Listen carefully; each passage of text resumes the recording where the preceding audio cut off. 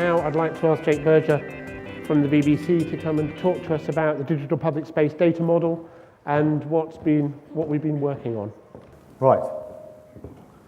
That's me, that's what I do, that's who I work for. I'd like you to imagine that every museum, archive, gallery, library, theatre and studio in the country could all be found next to each other. And that they each had every single item in their collections on display. And imagine if the smallest organisations, archives and objects, had exactly the same level of visibility and accessibility as the big nationals. And imagine that all of this material and information were linked together. Now, hold that thought for a moment. This is a picture of the internet. Now, the web, it finds us stuff, it shows us loads of stuff, and it links to loads of other stuff. So it's great at linking things together, but it's not yet great at making real, meaningful connections between all of the things. That's left up to the humans to do. It's not very good at saying that this thing is like this other thing, or this thing is different to this other thing. These are not the same things. Paris Hilton is not the same as the Paris Hilton. But if you try and find that picture by typing in Paris Hilton or Hilton in Paris, you have to work your way, as I found a couple of days ago, through about 100,000 of these before you get that. Most people are probably looking for the one on the left, but I was looking for the one on the right. We need to do something about this. It shouldn't just be what's popular that is always first. But all of this is possible. This is about as technical as I will get today. This is the vision of linked data and the semantic web. It's a bit hard to see here, but that says door. Now, if we can tell the web what each thing is and what each thing isn't. Rule number one, never let René Magritte do your tagging. And if we can tell it what set, if you remember back your Venn diagrams at school, or group of things it's part of, and how all these sets relate to each other, then we can ask new kinds of questions and we can get new kinds of answers, such as,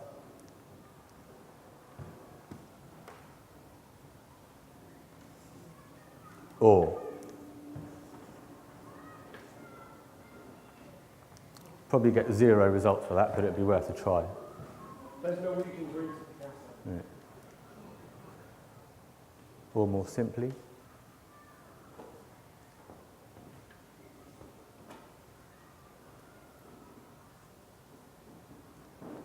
so you should get the idea. So, how can we tell the web what these things are? Well, let's call them entities.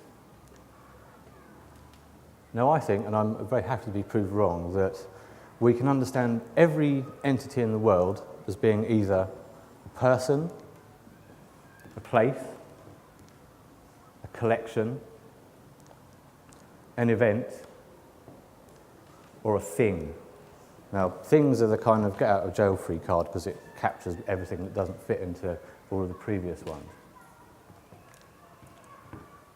These entities are often associated with a time, a moment or period in the past, the present, or the future. And assertions are made about these things by people and by machines. These asserters, we all assign various levels of authority and perspective. So a curator, an expert, a witness, a creator.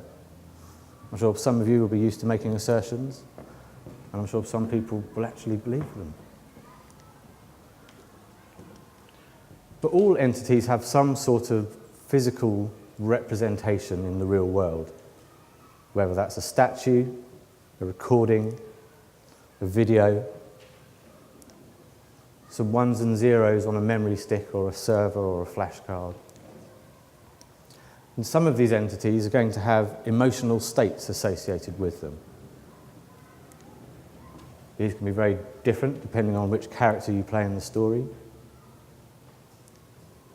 Each physical representation is held somewhere, That's the Amazon warehouse, by the way, where all your stuff comes from, or is displayed somewhere. And all of these entities will sit somewhere on a spectrum of availability and affordability, somewhere between free and open, or closed and expensive.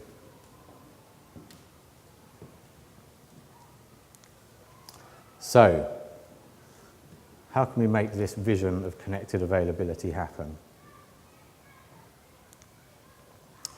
Starting with the material that we have in our own archives and our collections and the data, if we can classify or tag all of it, if we can digitize it, do this in a semantic web-friendly manner, following some very basic, simple rules and approaches.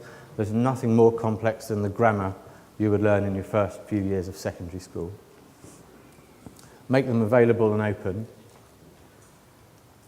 Then people can find our stuff.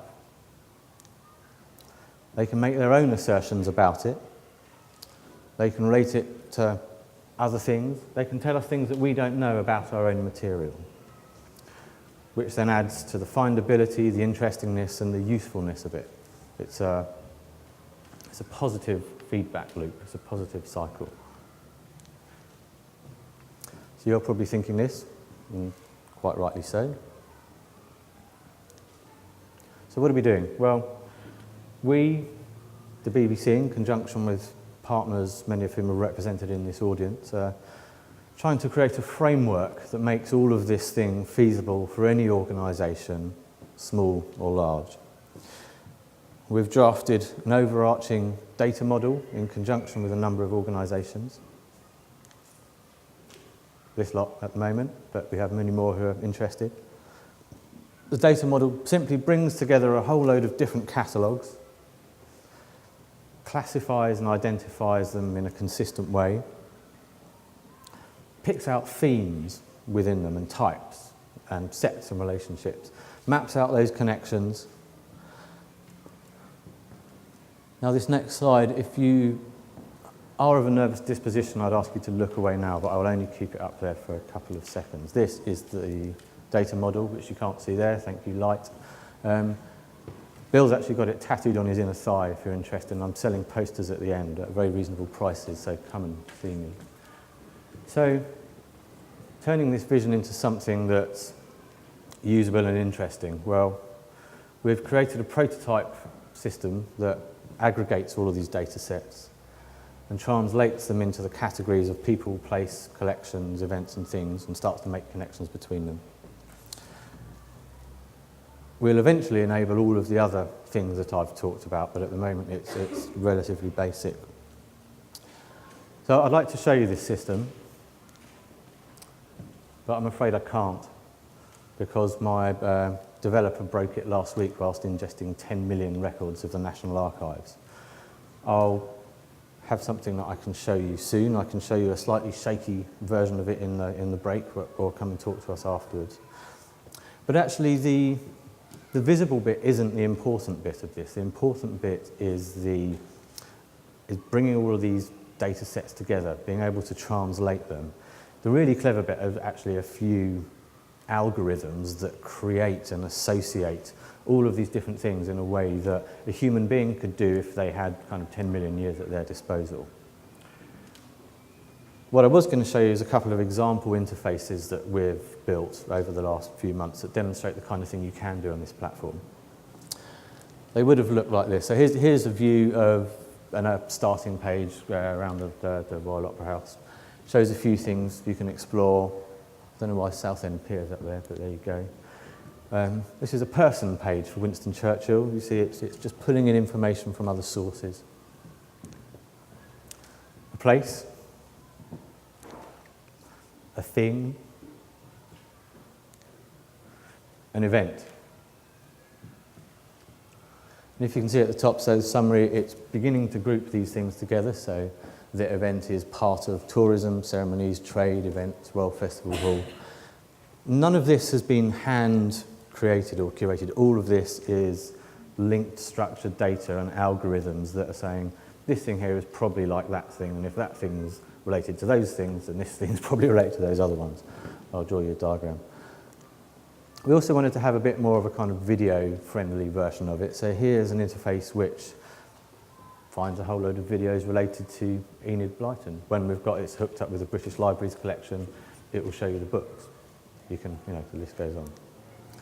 This is a timeline view, which lets you jump from millennia to century to decade to year to month to day, and pulling bits of information from everyone's collections that relate to that particular moment in time.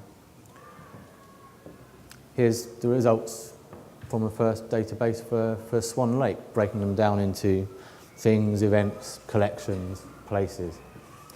This has only got about probably half of 1% of the amount of material in that it will eventually have. So if we can get some interesting connections across different people's collections with the 1%, imagine what happens when we multiply that by a factor of 100. And then this just lets you kind of create your own view on it or see what other people are interested in. They're kind of my favourite things page. But this can only work if it's much, much bigger and broader than the BBC. All we're really trying to do is create standards, frameworks and tools for other people to use. We can do this because we are funded by you and 60 million other people. We should do this because we have engineers, we have taxonomists, we have archivists, we have producers, and they're all generally pretty busy, and there'll be a few less of them today after today's announcements, but we feel it's a fundamental thing that the BBC should be doing in the same way that it made sure that your radio would work from the peak of the highest Scottish mountain to the lowest valley, maybe. It must work for everyone, for the smallest organisation or individual, down up to the biggest behemoth. So we want people to contribute data and media to make it available. We can help you understand easy ways to do that. We need people to play with what we're creating, try and break it, tell us how to make it better, tell us, oh, if it did this thing, suddenly that would fit my world. And we want people to think about how they could use what we're creating to supplement the stuff that you're already creating. Everything that we would pull together here, we would like to be usable by, small websites, by exhibitions, by your school kids projects through to, massive national projects. If you're still interested, then come and talk to us. Now, I didn't realise Tony was going to be here, otherwise I wouldn't have used that picture. But sorry, Tony, it was the second one that came up on Google. If you're really important, then you can talk to Rowley. Thank you for listening.